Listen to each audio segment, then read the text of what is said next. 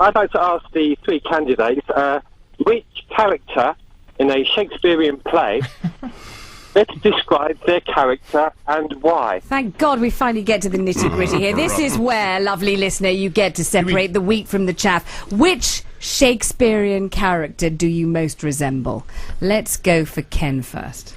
Well, I suppose the great hero, and perhaps one of the greatest political leaders of all time, the person I'd like to be associated with, I don't think I'm in the same league, is Julius Caesar. The trouble is I'm sitting next to a couple of Brutuses here. No. I thought he was going to say Coriolanus. Ken, we stab you in the front, Ken. We stab you in the front, Ken, not in the back. I want you to know, Vanessa, that I come not to bury Livingston, praise him. More praise. The good that he did lives after him. The evil is often turned. We'll see, won't we? Then, Boris, which Shakespearean character do you most resemble? Well, I think it's a little-known Shakespeare play, of course, and not one that's widely read these days, but I hope very much to be likened in future to Pericles. Really? Tell us why. Well, Pericles it was, of course, who was responsible for the rejuvenation of Athens, and he it was who said that we are going to be the school of Hellas, if you remember, and he said that I thought the wonderful thing about the Athenian system. The wonderful thing about the Athenian system was that it was a democracy, and that meant that everybody had a chance. Though, of course, it was a very imperfect democracy in those days, but nonetheless, the spirit was there.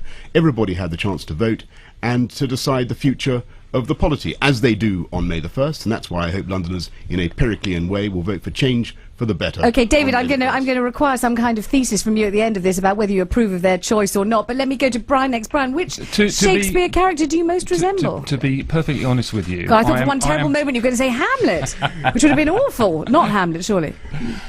I don't know enough about Shakespeare. Oh, what I do know you got a degree from Oxford. What I do know. I'm sorry, no, Lady nonsense. Macbeth. Nonsense, come on, you must nominate. Screw your courage. You must, yes, and you'll not fail, Brian, come on. The only thing I know everything about is what life is like in London in this century. You've got a degree in what have you got a degree in? Why don't you be full stop? Why don't you be full stop? Andrew Aguchi, come on, you've got to be somebody. The Popinjay and Henry IV part. I'm sure my colleagues have some suggestions. I think we just caught Boris out. Iago. The play Pericles by Shakespeare is not about Pericles the ancient Greek, is it?